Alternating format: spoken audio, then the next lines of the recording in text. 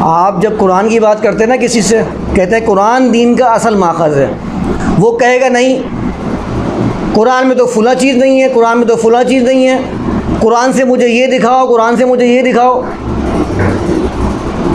वो कहेगा हदीस का सहारा लेना पड़ेगा आपको, आप कुरान समझ ही नहीं सकते। ये अक्सर लोगों के मुंह पे चढ़ा हुआ है। मैं आपको बताऊं, आप जिससे बात कर लें, मेरे ख्याल से हमारे क्लास के अंदर भी कुछ लोग होंगे जिनके जहन में ये बात होगी और क्लियर नहीं हो पा रही होगी। मैं क्लियर कर दूं उसको। आज कुछ लोग आए भी नहीं हमारे साथ कि कुरान में ये नहीं है, कुरान में ये नहीं है। इसकी तफसील तो हदीस से मिलेगी। फिर वो आयतें पेश करना शुरू कर देंगे आपको। कुरान में गधे का जिक्र नहीं, गधा हलाल है या हराम है। कुरान में शेर का जिक्र नहीं है, शेर हलाल है या हराम है। कुरान में कुत्ते का जिक्र नहीं है, कुरान में हलाल है या हराम है। तो आप क्यों नहीं खाते हो? एतराज़ की नोयत देखें पहले आप। ये एतराज़ किया किस पे जा रहा है? उस किताब के बारे में जो खुद कह रही है वो तफ़सीलन लिकुल्ली शै। तो ये एतराज़ मेरे ऊपर थोड़ी है, ये एतराज़ तो इस अल्लाह के कलाम के ऊपर। इसको आप कह भी रहे हो कि अल्लाह का कलाम है और ये भी कह रहे हो कि इसमें तफ़सील नहीं है। या तो एक बात मान लो कि भाई तफ़सील नहीं है इसके अंदर और ये कुरान गलत कह रहा है, या आप ये बात बता दो मुझे कि भाई कुरान सही कह रहा है तो फिर आप गलत हो। दोनों में से एक बात मुमकिन है। ये नहीं हो सकता कि दोनों बातें एक ही साथ रख दी जाएँ कि कुरान तफ़सील भी बयान कर रहा हो, तफ़सील भी हो उसके अंदर, कुरान को मान भी रहे हो आप, और ये भी कह रहे हो कि भाई कुरान में तफ़सील नहीं है। तो तफ़सील किस चीज़ की है भाई? फिर कुरान का दावा गलत हो जाता, तफ़सील लिकुल्ली शै। दूसरी बात मैं आपको ये बताऊं कि कुरान के बारे में जब वो कहते हैं ना तफ़सील नहीं है, और तफ़सील आप दूसरी चीज़ का सहारा लो, कुत्ता हलाल आप खाओ भी, कुत्ता गधा भी आप हलाल खाओ, ये चीज़ें क्यों नहीं खाते आप? फिर आप जानवर भी खाओ। फिर आप उससे बोलेंगे ठीक है, आप कहते हो कुरान की बात, मैं कुरान के साथ मैं कुरान की बात कर रहा हूँ, आप कहते हो कुरान और हदीस के अंदर पूरी तफ़सील मौजूद है। एक एक चीज़ की तफ़सील कुरान और हदीस से मिल जाएगी आपको, ठीक है।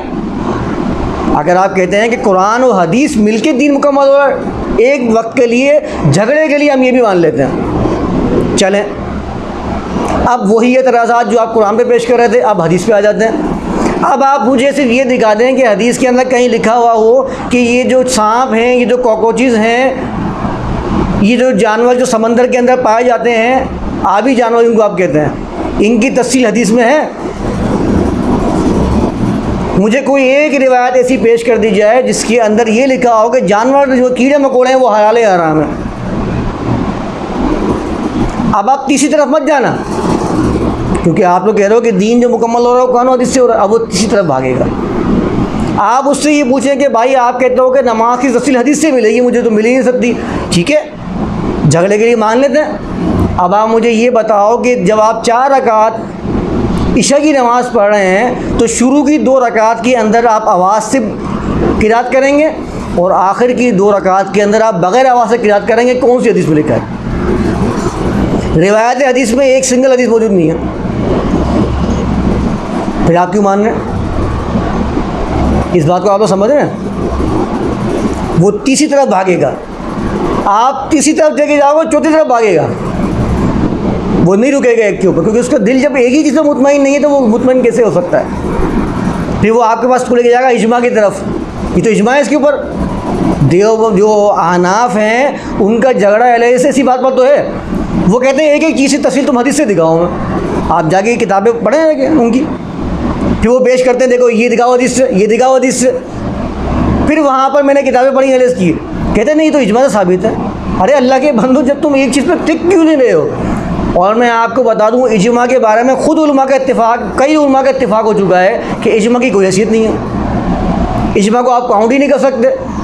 आपको क्या पता कि इस ज़माने में कितने आलिम इस बात पर मुत्तफिक हैं? आपने क्या हर आलिम से क्या पूछा इस बारे में जो आपने दावा कर दिया? दावा तो आपका सबूत पे किया जाता है। सबूत क्या है आपके पास? बगैर सबूत के दावा तो बेकार है। अब वो तीसरी, चौथी, पाँचवीं, छठी, फिर गली का आलिम मिल जाएगा उसको, फिर बोलेगा मेरे आलिम ने ये बात कही है। ये मैं आपको ये बता रहा हूँ कि इस ज़माने के अंदर गली गली के आलिम जो है ना, वो दीन की अथॉरिटी रखते हैं। वो दीन को नया हुक्म बना भी सकते हैं और दीन के किसी हुक्म को ख़त्म भी कर सकते हैं। ये अथॉरिटी प्रोवाइड कर दी है। ये वही काम है जो ईसाइयत में पादरी कर रहे हैं ये वही काम है जो यहूदिज़म के अंदर उनके आलिम कर रहे हैं, ये वही काम है जो हिंदुज़म के अंदर उनके ब्राह्मण और उनके वो कर रहे हैं, क्या कहलाते हैं वो मंदिरों के अंदर हैं, पंडित, वही काम है ये। अम लहुम शुरका शरअू लहुम मिनद्दीन, अल्लाह ताला ने कुरान में इशारा कर दिया है, क्या उनके शुरका हैं शरअू लहुम मिनद्दीन, जो दीन में से उनके लिए वो बातें ज़ाहिर करते हैं, मालम यअज़म बिहिल्लाह, जिसका अल्लाह ताला ने कोई हुक्म नहीं दिया। अब आप बताइए कि अल्लाह ताला ने कुरान में सब तफसील बयान नहीं कर दी, ये कैटेगरी मौजूद नहीं है हमारे यहाँ। इत्तख़ज़ू अहबारहुम व रुहबानहुम अरबाबा मिन दूनिल्लाह, इन्होंने अल्लाह के अलावा रब बनाए हुए हैं अपने आलिमों को, अपने राहिबों को। क्या अल्लाह ने तफसील बयान नहीं कर दी? अल्लाह ताला ने कैफियत बयान नहीं की है। गली गली का आलिम जो है वो शरीयत बांट रहा है,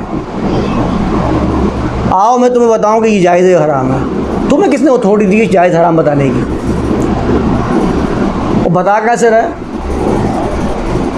कोई दलील नहीं है, कुछ नहीं है, कोई मसला सामने नहीं है, फ़र्ज़ी मसले बना के उसकी दलीलें पेश कर दी जाती हैं।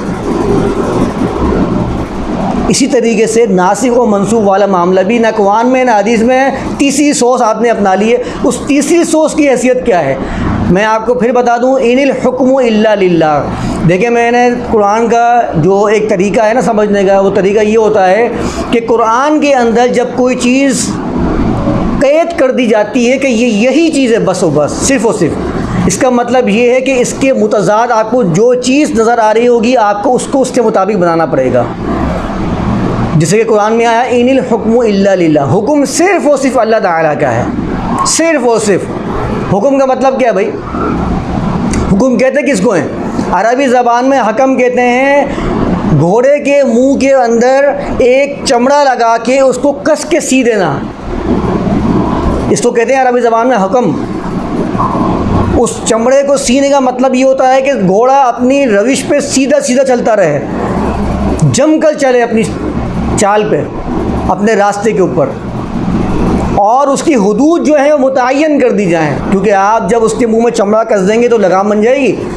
लगाम से क्या करते हैं आप, तुझे कहाँ रुकना है और कहाँ भागना है, अब वो बंदे के हाथ में है। इसको अरबी ज़बान में हकमा कहते हैं। इसलिए हकीम अल्लाह ताला को इसलिए कहा गया है क्योंकि हकीम क्या करता है, लोगों की हुदूद मुतय्यन करता है। अपनी मखलूक़ात की अल्लाह ताला ने हुदूद मुतय्यन की हुई है। ये समंदर की मजाल नहीं है कि आपकी खुशी पर चढ़ दौड़े, ये सूरज की मजाल नहीं है कि वो करीब आके आप लोगों को झुलसा डाले। ये किसने रोका हुआ है? इसको हकीम ने है, अल्लाह ताला हकीम है। कुरान को भी हकीम कहा गया है। कुरान क्या करता है? लोगों की हुदूद मुतय्यन करता है, तुम्हें ये करना है, तुम्हें ये करना है, इससे आगे नहीं बढ़ना, कानून आपको प्रोवाइड करता है, इसलिए इसको हकीम कहते हैं कुरान को भी। तो अल्लाह ताला ने ऐसे ही हुक्म का जो हुक्म का लफ्ज़ इस्तेमाल किया है, इनिल हुक्मु इल्ला लिल्लाह, हुदूद और कानून मुतय्यन करने वाली एक ज़ात है वो अल्लाह ताला की, बस। शुरू में जब भी आप याद रखिएगा, अरबी का एक कायदा होता है, शुरू में जब भी नफ़ी आती है ना, नफ़ी के बाद जब इस्तिस्ना आता है, एक्सेप्शन आती है, तो उसका मतलब ये होता है कि अब बस यही मतलब है, इसके अलावा कोई मतलब नहीं है। जैसे कि वमा खलक़तुल जिन्ना वल इंस इल्ला लियअबुदून, मैंने जिन और इंस को पैदा सिर्फ़ और सिर्फ किस लिए किया है? अपनी बात के लिए। असल तर्जुमा इसका होता है कि मैंने जिन और इंस को पैदा नहीं किया मगर अपनी बात के लिए। जब भी जुमला ऐसा आता है इसका मतलब होता है इसका मीनिंग सिर्फ यही है, दूसरी मीनिंग करना गलत है। इनिल हुक्मु इल्ला लिल्लाह, हुक्म सिर्फ और सिर्फ किसके लिए है? अल्लाह ताला के लिए। फ़ैसला कौन सी अथॉरिटी करेगी? अल्लाह ताला की। अल्लाह ताला ने फ़ैसले के लिए अपने फ़ैसले की अथॉरिटी बनाकर क्या पेश किया है? कुरान।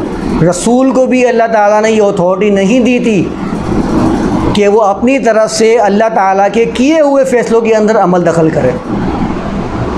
इन अत्तबिउ इल्ला मा यूहा इलैया मिर रब्बी, मैं सिर्फ इत्तिबा उस चीज़ की करता हूँ जो मेरी तरफ मेरे रब की तरफ से वही की जाती है। इन्नी अख़ाफ़ु इन असैतु रब्बी आज़ाब यौमिन अज़ीम, मुझे खौफ है कि अगर मैंने अपने रब की नाफरमानी की, किस चीज़ का खौफ? आज़ाब यौमिन अज़ीम। अल्लाह के रसूल को फरमा दिया, कुल कह दो इनको, इन ज़ललतु, अगर कोई गलती मैंने की है, फ़इन्नमा अज़िल्लु अला नफ़्सी, वो गलती सिर्फ़ और सिर्फ मेरी ज़ात की हद तक है। व इनी तदई तू, अगर मैं किसी राह रास्त पर हूँ, फ़बिमा यूही इलैया मिर रब्बी, तो ये हिदायत किसकी तरफ से है? उस रब की तरफ से जिसने मेरी तरफ वही की है। वही में गलती नहीं हो सकती। इस बात को आप लोग अच्छी तरह समझ लें। अगर आपने अथॉरिटी, कानून की अथॉरिटी अल्लाह ताला से हटाकर रसूल को दे दी या रसूल से हटाकर किसी फ़ुक़हा को दे दी, तो इसका मतलब ये है कि हमने शिर्क फिर हुक्म के अंदर हमने उसको शामिल कर दिया। शिर्क फिल हुक्म, ये बहुत बड़ा मसला है। कभी आप लोगों ने ये बात सोची है जब अल्लाह ताला के रसूल ने कहा था ला इलाहा इल्लल्लाह कहो, कि कोई इलाह नहीं है सिवाय अल्लाह ताला के, तो ऐसी क्या चीज़ थी इसके अंदर जो लोग दुश्मन बन गए थे? हमारे तो बहुत मामूली जुमला है ये ला इलाहा इल्लल्लाह। वो कहते थे इन्ना हाज़ा लशैउन उजाब, तो बड़ी अजीब व गरीब बात है। अजअल आलिहता इलाहन वाहिदा, क्या ये तमाम इलाहों को बोलता है कि एक इलाह बनाओ सबको छोड़कर? इन्ना हाज़ा लशैउन उजाब, ये कैसी अजीब व गरीब बातें करता है। इसलिए कि उनको इलाह का मतलब पता था। इलाह का मतलब अरबी ज़बान में होता है कि जब भी आपको कोई मसला दरपेश आए आप उसकी तरफ रुजू करें, पनाह ले जाके, उसको अरबी ज़बान में इलाह कहते हैं। पनाह यानी पनाह देने वाला, जिसकी तरफ हर मुश्किल के अंदर सहारा लिया जाए। और हुक्म के अंदर हम सहारा किसका ले रहे होते हैं? कुरान को छोड़ के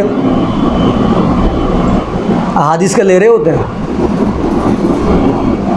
यानी हुक्म के अंदर हमारे पास दो अथॉरिटीज़ मौजूद होती हैं हमारे सामने। पहला हमारे पास कुरान होता है। कुरान, हम कुरान को किससे मंसूब करते हैं? हम हदीस को अल्लाह से मंसूब करते हैं? कतान नहीं करते। अपने दिलों से पूछ लें, कहते तो वही हैं। क्या कहते हैं? दो वही, वही मतलू, वही गैर मतलू, वही जली, वही खफ़ी, कहते दोनों वही हैं। लेकिन आप अपने दिल का जायज़ा लें और मुझे बताएं, दुनिया के लोगों को सामने रखें, जब हम कुरान कहते हैं तो क्या मुराद लेते हैं उससे? अल्लाह का कलाम। और जब हदीस कहते हैं तो क्या मुराद लेते हैं? अल्लाह का कलाम। हम तो हदीस जब कहते हैं तो कहते हैं अल्लाह के रसूल का कलाम। तो जब आप खुद ही कह रहे हो कि अल्लाह के रसूल का कलाम और ये अल्लाह का कलाम है, तो आप तो ये बात मान रहे हो कि दोनों का मज़दर एक नहीं है, दोनों के आने की जगह एक नहीं है। अगर दोनों का मज़दर एक होता तो क्या ख्याल है आपका? आप कहते हैं कि अल्लाह के रसूल का कलाम और अल्लाह का कलाम। आप कुरान को भी अल्लाह का कलाम कहते हैं और हदीस को क्या कहते हैं? अल्लाह का कलाम। आप मुझे एक बात बताइए, दोबारा एक मिसाल दे देता हूँ। मूसा से अल्लाह ने कलाम किया, वकल्लमल्लाहु मूसा तकलीमा, किताबी शक्ल में तो नहीं किया था ना। किताब तो अल्लाह ताला ने मूसा को फ़िरौन के डूबने के बाद दी थी, जब फ़िरौन गरक हो गया था। इससे पहले तो कई दफ़ा अल्लाह ताला ने कलाम किया। आप उसको अल्लाह का कलाम कहते हैं या रसूल का कलाम कहते हैं? उसको आप अल्लाह का कलाम कह रहे हैं, क्यों? क्योंकि कलाम की कैफियत एक ही है। कलाम की कैफियत एक ही है, तरीका अलग है। अल्लाह ताला मूसा से कलाम कर रहा है, ठीक है, अल्लाह ताला जिब्रील से कलाम करके नीचे भेज रहा है। कलाम की कैफियत एक ही है, कलाम की करने वाली ज़ात एक ही है, कलाम का मज़दर भी एक ही है। अल्लाह ताला की ज़ात आप फ़र्क करते हैं उसके अंदर? कभी आपने ये बात कही है कि नहीं अल्लाह का कलाम अलग है, मूसा से कलाम किया वो अलग है? जब आप इस बात में तफरीक नहीं कर रहे हैं और समझ रहे हैं, तो आप मुझे एक बात बताइए कि जब आप ये कहते हैं कि ये कुरान अल्लाह का कलाम है और हदीस अल्लाह के रसूल का कलाम है, तो दोनों की हैसियत बराबर कैसे हो सकती है? दोनों की हैसियत बराबर कैसे हो सकती है? मुमकिन ही नहीं है। अगर आपने दोनों को एक ही कैटेगरी में रख दिया तो कितने माबूद सब तस्लीम कर लिए, कितने इलाह तस्लीम कर लिए? ला इलाहा इल्लल्लाह मुहम्मदुर रसूलुल्लाह, आपने इलाह दो तस्लीम कर लिए हैं, अपने ज़बान से भी अपने अमल से भी। क्योंकि आपने जब आप लिखते भी हैं ना, देखिए मैं आपको बताऊं, ये मामूली बातें हैं, ये बहुत मामूली है हमारी जानों के ऊपर, लेकिन यकीन करें ये इतने अहम मसले हैं। इन मसलों की वजह से कुरान में उनकी शदीद मज़म्मत आई है। जब हम दीवार के एक हिस्से पे अल्लाह लगाते हैं और दीवार के दूसरे हिस्से पे मोहम्मद लगाते हैं, तो हम ये दावा कर रहे होते हैं कि दोनों अथॉरिटीज़ इनके पास सेम है। ये दोनों एक ही ज़ात हैं, ये दोनों की ज़ात एक मुकम्मल इख्तियारात रखती हैं, ये दोनों मुतवाज़िन हैं। तराजू के जब दोनों पल्लड़े के अंदर आप कोई चीज़ रखते हैं बराबर हो जाती है, क्या बोलते हैं आप लोग? बैलेंस्ड। जब आपने दोनों साइड पे अल्लाह और मोहम्मद का नाम लगाया है, क्या साबित करना चाह रहे हैं? कि अल्लाह और मोहम्मद एक ही चीज़ें बराबर हैं, दोनों के पास दोनों मुकम्मल इख्तियारात मौजूद हैं। जो इख्तियारात अल्लाह के पास हैं वही इख्तियारात मोहम्मद के पास हैं। मीनारों के ऊपर जब आप एक जगह अल्लाह लिखते हैं मेहराबों के अंदर और एक जगह मोहम्मद के नाम गिनवा रहे होते हैं, क्या साबित करना चाहते हैं? कि दोनों का आप साबित करते हैं कि दोनों बराबर हैं, दोनों में कोई फ़र्क नहीं है। मखलूक और खालिक में फ़र्क नहीं होगा। क्या मखलूक और खालिक बराबर हो सकता है? घड़ने वाला रिवायतें घड़ता क्यों था? कभी सोचा है? एक शख्स ने रिवायत घड़ी, मतलब क्या था? लोग उसकी घड़ी हुई रिवायत मान लें। आप मुझे एक बात बताइए, उस घड़ी हुई रिवायत को लोग मान रहे नहीं मान रहे? उसका मकसद तो पूरा हो गया। अजाब किसके ऊपर आया? लिखने वाले के ऊपर। लिखा क्यों तूने किताब के अंदर? महफूज तूने किताब में क्यों किया इसको? अगर तू किताब के अंदर महफूज नहीं करता तो क्या इसकी वो हैसियत रहती जो आज मौजूद है? कि सारा अजाब उन मुहद्दिसीन के ऊपर जा रहा है जिन्होंने हदीस किताबों में लिखी है, दर्ज की हैं। क्यों लिखी किताब के अंदर?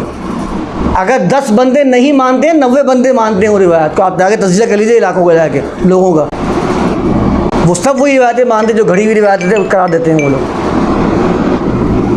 तो ये शिर्क फिल हुक्म का एक बड़ा मसला है। कुरान के अंदर अल्लाह ताला ने जहाँ भी रसूल का ज़िक्र किया है उसका मतलब ये होता है कि अल्लाह ताला की इताअत रसूल के ज़रिए की जाएगी। इसका मतलब ये नहीं कि रसूल की अथॉरिटी अलग है।